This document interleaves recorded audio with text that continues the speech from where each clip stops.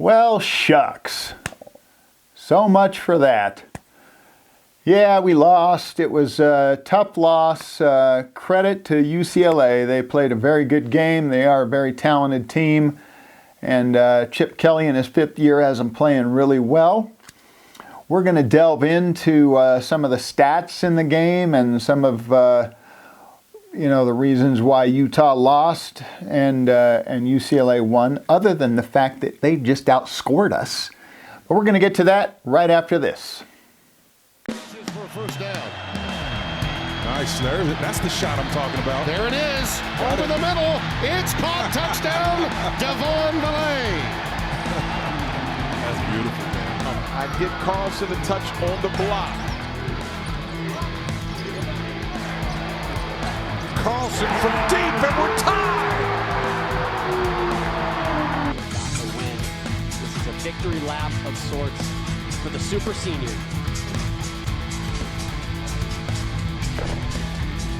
Ginormous double amp.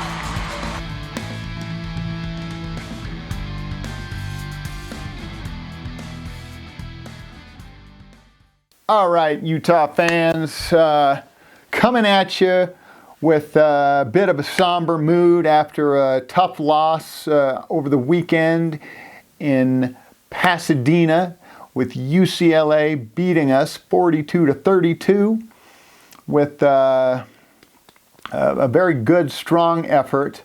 We actually had a fair bit better time of possession, almost 8 minutes more than they did. That's what happens when you run a lot of plays, because you don't get huge chunk plays like UCLA did. We had that yardage was very close. UCLA had a total of 502 yards. We had 479, so they got us by 23 yards. Not a big deal in the scope of things, but the thing that really hurt us was UCLA got some big chunk plays. We were playing from behind literally the whole game. We stopped them the first 2 times, reminiscent of the OSU game, the Ohio, not Oregon State, the OSU. Ohio State in the Rose Bowl, same place we played. That's bad luck for us this year. We lost twice there this year. But that aside, we stopped Ohio State twice and then couldn't stop them after that, other than we did get an interception by Clark Phillips. I believe that was in the end zone. And then also we might have stopped them one other time deep in the our territory, defending our end zone. Also, same kind of thing with UCLA. We had them stopped, and then Kareni Reed kind of made a dumb play, a dumb penalty with roughing the quarterback, gave him a little shove after the whistle had blown, and it was enough after the whistle had blown that he could have pulled up. But nothing violent or bad, but it's enough to, get the flag thrown, and that extended the drive. We had stopped him. And so that was a 3rd down that, because of the penalty, turned into a 1st down. And so really that ended up kind of killing our momentum. I think that was kind of not trying to put this all on Kareni. Kareni's made a lot of great plays for us in his short time that he's been with us last year and this year. But, everybody does silly things on occasion, and his time was then, and that kind of killed our momentum, and I think that was kind of the dagger that kind of gave up any last hope that we had of coming back and winning. At that point, we were at a spot where, had we gotten the ball back and scored a touchdown, I can't remember what the score was, but I think we would have tied it up, I think, at that point, or something been really close, might have even gone ahead if we get with a touchdown. I can't remember, but it would have been a heck of a game had we scored a touchdown, but for that penalty. The other thing that really hurt us is that, well, there's a few things. One, we can't contain the edges. We can't get pressure on the quarterback without blitzing, and they picked the blitz up pretty good. We maybe got a little bit of pressure here and there, but nothing to speak of. The other thing that that really killed us was the big chunk plays that UCLA had. And I'm talking chunk. Not just over 20, but over 40. So UCLA had 4 plays over 40. They had one receiving touchdown that was 70 yards. Then Ezekiel, their tight end, had a 49-yard reception. Cole Bishop kind of, botched that coverage. I think he was thinking they were going to do something else, and then boom, Ezekiel got behind him, and Dorian Thompson-Robinson made a perfect pass, and that went for 49 yards. And then Zach Charbonnet had 198 yards on 22 rushes. 9 yards a carry, exactly. 9 yards is huge. When the heck do we give up 198 yards to a running back? 198 yards to a team. It's completely rare in the Whittingham era. It has happened, but it's rare. And it happened this Saturday. We gave up, 203 yards rushing. 198 of it came to Charbonnet. And he had a 44-yard rush and a 49-yard rush. So that's 94 yards. You take those two away, and he still had 104 yards rushing. I mean, he had a great game. But so he had 2 40-plus yard plays, plus those 2 passing plays. Bobo was kept under wraps for the most part, but he was wide open twice for TDs in the end zone. Clark Phillips with a little too late with his 80-yard pick 6. But I don't know what happened with him on some of those plays. He totally whiffed on a tackle with Zach Charbonnet. Zach's a great back, made a great move, so, he's going to make a lot of people miss and or, break their tackles and whatnot. But he was also just nowhere to be found on, I believe it was Bobo's second touchdown. I don't know who was covering Bobo, but I did see, I think it was a safety and a linebacker come into the frame well after Bobo had caught the ball.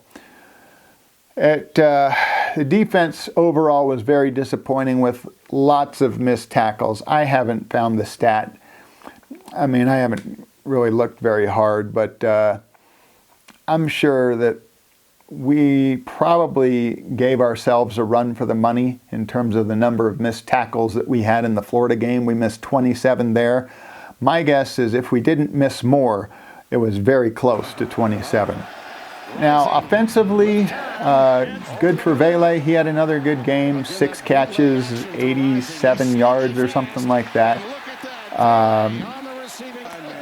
Let's see, Kincaid had 4 catches for, I think, 60-something yards maybe. And then Makai Cope got involved a little bit more in the offense this time. He had 3 catches, and I believe all of them were for first downs. His longest catch, I think, was 14 yards. He averaged 12 yards per catch. He reminded me a ton of Kenneth Scott. Kenneth, if you're watching, Makai might be your doppelganger, and you and I have talked about him, and we both love him. So at any rate, there was that. There was a Tavion Thomas sighting. Tavion had, I believe, his best game of the season. Even if I don't think he got more yards in any other game, but even if he did, it wasn't against this competition, and he did well. And I credit to the offensive line, who I think blocked a lot better in the running game, at least as far as Tavion's concerned. And, he had some good holes. He made some good runs. His longest run, though, was 12 yards. Not nearly the kind of stuff that Charbonnet was doing. And let's see, we had, I think our longest run was 17 yards by Cam. We had 3 plays over 20 yards with Vele having a 25-yard, I think it was Vele, had a 25-yard reception. Kincaid had a 23-yard reception. And I can't remember, Money Parks. No, it was Money Parks, I believe, had the 25. Vele had 20, 21 or 23, and Kincaid had the other. So 3 receptions over 20 yards, and that was the extent of our big explosive plays. We need more of those because we had 479 yards and got 25 points on offense. That's 3 touchdowns with a 2-point conversion and a field goal from 23 yards. Our field goal kicker also missed a field goal. Our kicking game is as good as it was when Matt Gay and Mitch Wishnowsky were here. It's that bad now. Our coverage is horrendous on kickoffs. I mean, we can't hold them on their side of the 50, mostly, when we kick it off and they return it. I mean, it's crazy. So if you count, I think they had over a 40-yard return, at least 1, maybe 2, I can't remember. But if you count that as a big explosive play, which it is, it's just not an offensive play, it's, special teams, but that was 5. So, I mean, we're giving up field position. They have a short field if they start at the 50 or closer. So it's just horrible. In fact, Witt said today in his press conference, they are better served by kicking it out of bounds, taking a 10-yard penalty and letting them start at the 35 than they are kicking it off and having them return it, because we can't stop them. Anybody. I mean, who was it? Oregon State before had a nice return or 2. I think 2 nice returns, both over 40 yards. And it's pathetic that we can't have better coverage with the kind of athletes that we have. It's pathetic that for all the good kickers we had in the teens, before Matt Gay, I can't remember everybody we had. Who was the blonde-haired guy? I can't remember his name, but we've had some really good kickers, and they all had good legs and could kick it either deep into the end zone or out of the end zone. And we were, doing great that way. We were kicking 50-plus yard field goals. Of course, Matt could, kick 57 and beyond. I think 57 was his longest with Utah, but I've seen him kick over 60 yards through the pipes. So, and then Wishnowsky punting, his punts 47, 49, 53, 60 yards sometimes and beyond. I think one time with a little bit of a roll, he had a 70 or 80 yard punt. We can't get close to that. Our punter averaged 47 yards on 2 punts. Their punter had 2 punts, averaged 49. 12 yards better than ours. That's 12-yard swing in field position.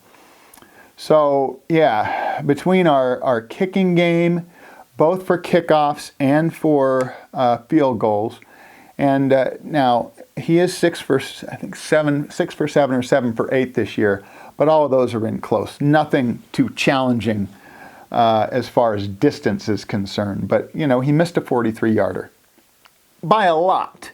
It was way to the, he hooked it big time or just completely misaimed, but it was way to the left.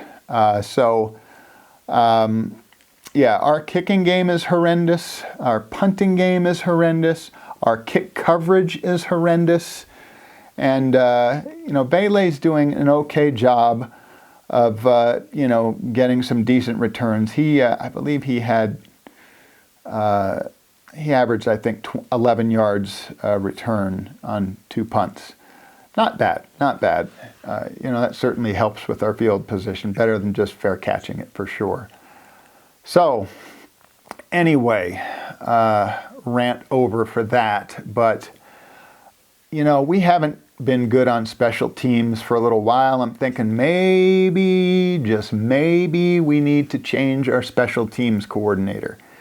And Ludwig, what in the heck are you doing calling running plays on not one, but 2 3rd and 7s? Completely separate drives, calls a running play on a 3rd and 7 twice. That's ridiculous to me. When you look up the stats, and I don't know where this book is, like whether it's a book or whatever, but the stats say that when you're 3rd and 7 or longer, you pass. That gives you by far the best chance at getting a first down. When you are 3rd and 4 to 3rd and 6, it's kind of 50-50. You can do, kind of the whole playbook is open. And when you are 3rd and 3 or shorter, you should run, because you have a better chance of making a first down with a run in that situation than you do passing the ball, because of the various things that could happen when you pass. Maybe you get sacked, maybe it gets intercepted, maybe, whatever. Maybe you throw this short little pass and they can't tackle him behind the line of scrimmage. Of course, all that could happen with a run. The runner could fumble, the handoff could be fumbled. They could just be stuffed, for a loss, or behind, right at the line of scrimmage, or just shy of the first down marker. All of that can happen. But statistics show 3rd and 3 or less, that's when you call a running play, not 3rd and 7. Twice in the same game. Oh, guess what? Neither worked. What the heck, Ludwig? Anyway, I digress. Or do I? I'm just really telling the truth, telling the facts. So, hey, like and subscribe. I keep it real. I'm a huge Utah fan, but I'm going to keep it real. I'm going to speak my mind. I try not to hurt any feelings, but, I also have to tell the truth. Ludwig screwed the pooch on that one. Sharif Shaw not doing a great job as special teams coordinator. Scally got out coached. Now, I think overall he's a very good coach, but our defense has been kind of weak over the last year and a half. We've had some good games. We've shut down some decent teams. Oregon, we totally shut down twice last year, so props to Scally. I do think the Pac-12 last year relative to this year was nowhere near what it is this year. Nowhere near. And, Oregon State ran over us last year. They did it again this year. The fact that we held them to only 16 points was due in large part to 2 amazing interceptions in the end zone. They were knocking on the door ready to score. And we made 2 great plays on passing plays. Why they didn't run, I don't know, because they were having pretty good success with it. That said, our defense has been lacking the last couple of years. And everybody will tell you, and I say it too, I'm guilty, that, hey, we're young, and we are young. I'm not sure if Clark Phillips and Travis Broughton, who I don't think is playing nearly as well as he did before his injury. He was all conference, but that was in the COVID year 2020 when we played 5 games. I don't know if, he wasn't all conference. Let's see, last year he was out after the first game, I think. And I don't know, maybe it's a mental thing and he's just having a tough time, being confident and decisive in what he needs to do. Maybe he's not 100% back. Maybe he's only 90 or 95%, and that little extra is making a difference. I don't know. I just know from what I see on the field, they pick on him a bit. I mean, you're probably not going to try to pick on Clark because he's pretty good. Although he was not anywhere near what he was last week against Oregon State. But so yeah, we got a lot to work on, especially on defense. Our offense did some really good things. The efficiency wasn't there. But like I said, like and subscribe. It's not always going to be, rainbows and roses or whatever that saying is. I don't know what it is. You can comment down below and tell me what that is. But it's not always going to be just, happy go lucky, hey, woohoo! Because I'm not happy after a loss, especially after a loss where there were so many things that why aren't we better at these kind of things? We need more explosive plays. We need to be much better at defending their explosive plays. We need to get pressure on the quarterback. We need to contain the edge. They were running around the edge at will. We have sucked at edge containment all of last year and all of this year. It's not always going to be just, woohoo, the Utes are the best, because right now they certainly aren't.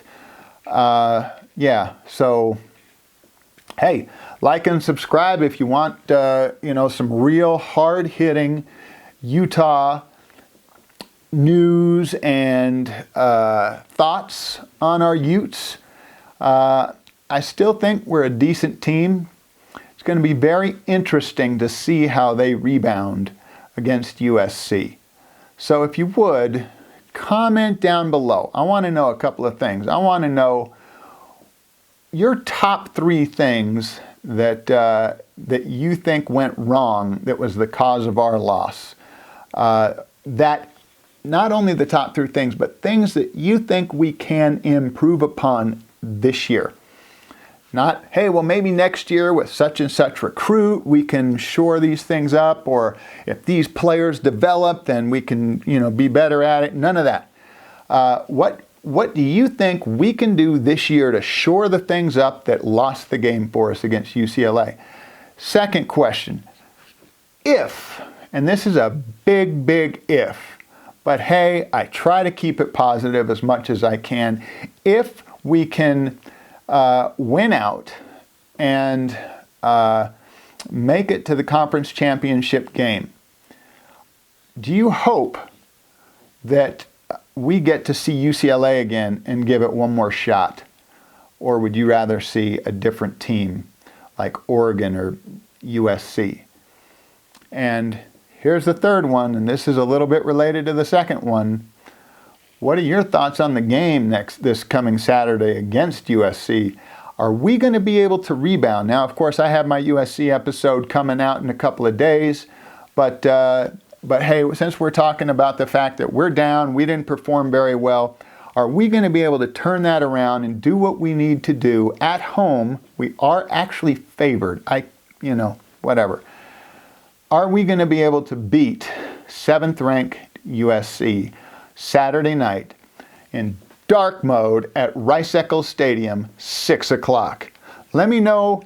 In the meantime, if you're not subscribed, please hit that subscribe button. I think I'm 9 people away from 200. If you're subscribed and you have family members that aren't, who are Utah fans, make them subscribe. Go twist their arm, hold it behind your back until they hit the subscribe button with their free hand on their YouTube account.